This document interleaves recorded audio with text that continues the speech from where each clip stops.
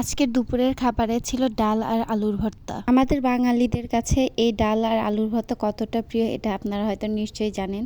তো আমার কাছেও এটা একটা শ্রেষ্ঠ খাবার হিসেবে মনে হয়। আর আজকের ডালটাও দেখতে বেশ ভালো হয়েছে আর খেতেও বেশ মজা হয়েছিল। সাথে ছিল শুকনো মরিচ দিয়ে লাল লাল আলুর ভর্তা, আর এই তো শুকনো মরিচ দিয়ে ডাল ফোড়ন, এত মজা, এত টেস্ট। এখন আপনারা বলতেই পারেন আপনি প্লেট বাদ দিয়ে কেন গাবলার ভিতরে ভাত নিছেন। ভাই, আমি প্লেটে ভাত নিলে নিশ্চয়ই ডাল দিয়ে চটকে চটকে খেতে পারবো না, এই জন্য আমি সবসময় গাবলার ভিতরে ভাত নেই। দেখা যায় ডাল অনেক বেশি নিয়ে একদম আলু ভর্তার সাথে নিয়ে চটকে চটকে মেখে মেখে খাই। ফার্স্ট বাইটটা অবশ্যই আমি আলু ভর্তা দিয়ে নিব। দেখেন ভাই, এত মজাদার ভর্তা, যেটা আসলে আমাদের বাঙালিদের কাছে সব থেকে বেশি প্রিয়।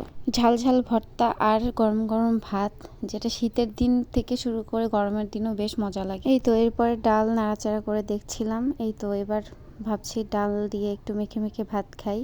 এই তো ডালের ভিতর পেয়ে গেলাম একটা মরিচ, যেটা আমার খেতেই হবে অবশ্যই। এটা আসলে আমার ঝাল যে এত পছন্দ, আপনারা অনেকে হয়তো ঝালকে স্কিপ করে যান, ভাই আমি খুব ঝাল খেতে পারি, আমার ঝাল বেশ মজা লাগে, আমি ছোট থেকে ঝাল খাই। এবার ডালটা নিয়ে সুন্দর করে চটকে চটকে সাথে একটু আলু ভর্তা।